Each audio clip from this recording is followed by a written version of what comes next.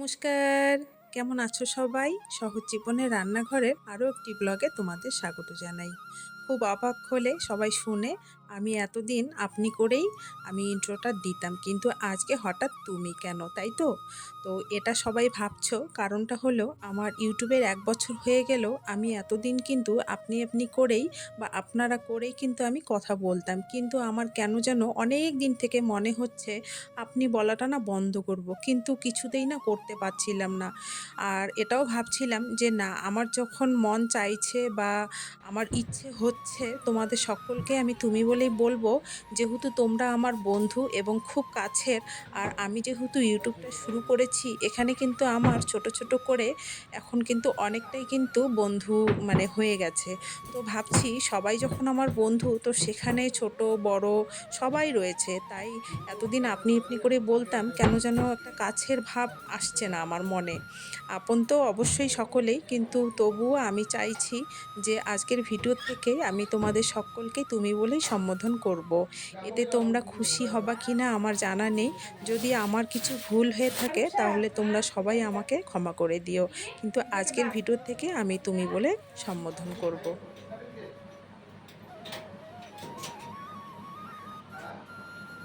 আর এখানে তোমরা দেখছো মা আলমারি খুলে একটা চাদর বের করে দিয়েছে। এই চাদরটা দিল আমার মেয়েকে। আমার মেয়ের জন্য 2টা চাদর লাগবে বিছানার, তো একটা কিনেছি আর একটা আমার বাপের বাড়ি থেকেই দিল। আর সঙ্গে পাতলা একটা পোলোও দেবে। তো এই চাদরটা ধোয়াই আছে, মা বলল তো এটা আর ধোবো না, শুধু পোলোটাই ধোবো, কারণ পোলোটা তো দিতে হবে না, ঠান্ডা গরম কি ওয়েদার হবে সেটা তো আমার জানা নেই, একটা দিলে পরে সঙ্গে থাকলেও সুবিধা হবে। তাই ভাবছি আজকে পোলোটা এখানেই ধুয়ে নেব বাপের বাড়িতে। আর আমি আসছিলাম কালকে, কারণ মেয়ে চলে যাবে আর কয়েকদিন আছে। তো মাও কালকে ফোন করে বলল যে একদিন আয় মেয়ের সঙ্গে থেকে যা। মেয়ে তো মাঝে মধ্যেই যায়, আমার যাওয়া হয় না অ্যাকচুয়ালি। তো অনেক দিন পরেই কিন্তু আমি বাবার বাড়ির ভিডিও দিচ্ছি। তো চাদর আর সঙ্গে বাবার কিছু জামা কাপড় ধুয়ে দেবো।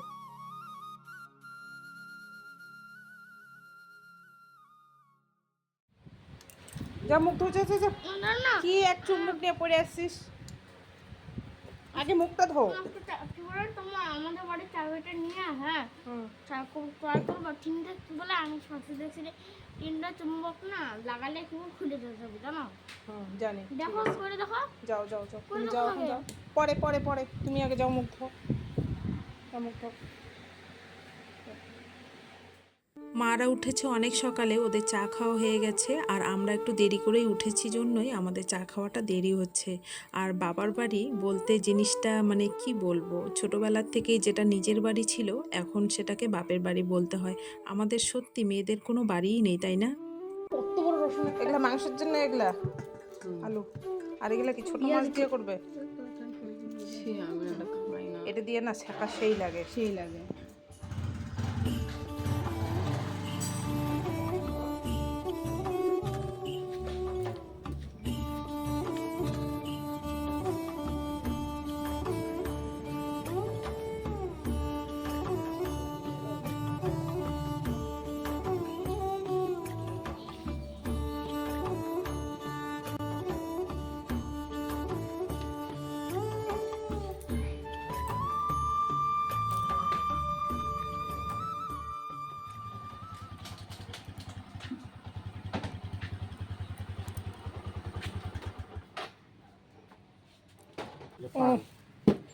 পান হ্যাঁ 150 টাকা। কি পুর 150 টাকা নিচ্ছে? ও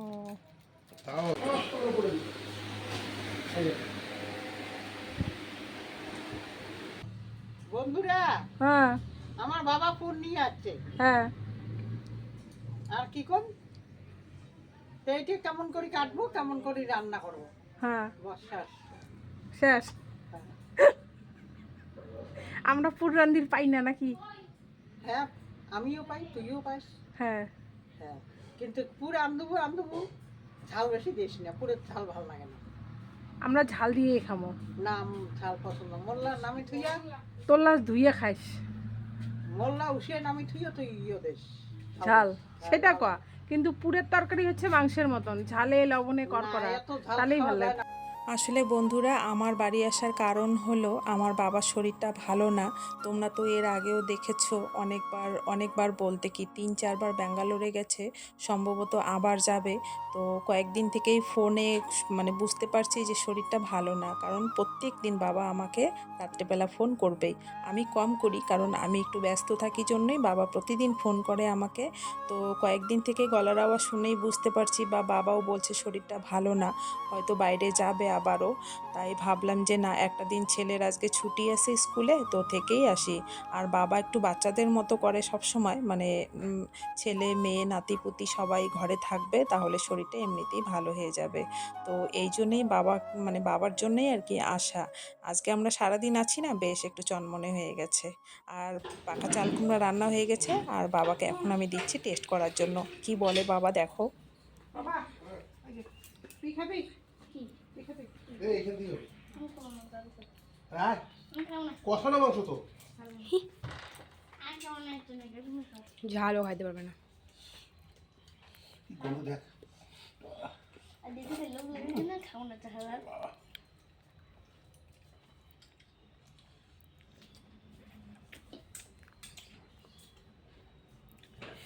মাংসের পিসগুলো এত বড় বড় করছিস, হ্যাপি টেস্ট হয়েছে। হ্যাঁ, টেস্ট হয়েছে? পিসগুলো বড় হয়ে গেছে। মাংস হয় নাই তো, এটা পুর। ওটা পুর নাকি? আমি তো ভাবছি খাসির তেল। খাসির তেলের মধ্যে দিতেছি, মনে হয় খাসির তেল খাচ্ছি।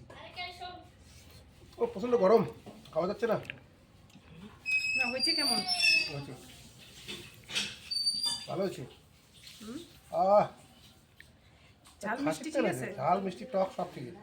ওই পুরের তরকারি রান্না করলাম আর মাংস রান্না করলাম, করা হয়ে গেছে। এখন ছেলেকে নিয়ে যাচ্ছি একটু চুল কাটাতে। এই যে বাড়ির সামনেই একটা দোকান আছে, তো সেখানে চুলগুলো কাটাবো। অনেক বড় বড় হয়ে গেছে দেখুন, এই গরমের মধ্যে ওর এমনি তো গরম বেশি, তার মধ্যে আরও চুলগুলো লম্বা লম্বা হয়েছে। চুল কাটতে চায় না, বলুন তো। আমার ভালো লাগে না, মুখের মধ্যে খালি লাগে চুলগুলা। তো বড় জন্যই তো লাগে। তো মা ওইদিকে আবার আবার ভাত বসিয়েছে, আবার বড়া করবে। তো মা ওগুলো করুক, আমি ওর চুলটা কেটে নিয়ে এসে তারপর স্নান টান করবো। ওর চুল কাটাবার জন্য আর স্নান করি নেই, বেলা অনেক হয়ে গেছে। আর ওকে খালি গায়ে রেখেছি এই কারণেই, জামা পরে তো চুল কাটতে পারবে না, আর যেহেতু বাড়ির সামনে তাই আর জামা পরাইলাম না। হাই রোডের উপরেই দোকানটা।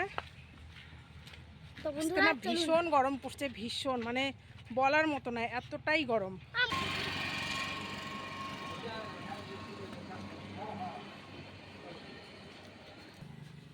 মেশিন আছে কাকু? হ্যাঁ হ্যাঁ হয়েছে। ভাই স্টাইল নাকি টক?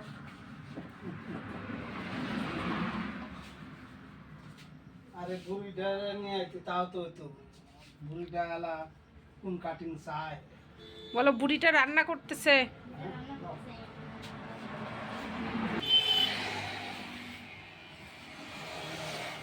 বাবার বাড়ি এসে কিন্তু একটা জিনিস খুব ভালো হয়েছে, সেটা হলো আমার ছেলের চুল কাটানো।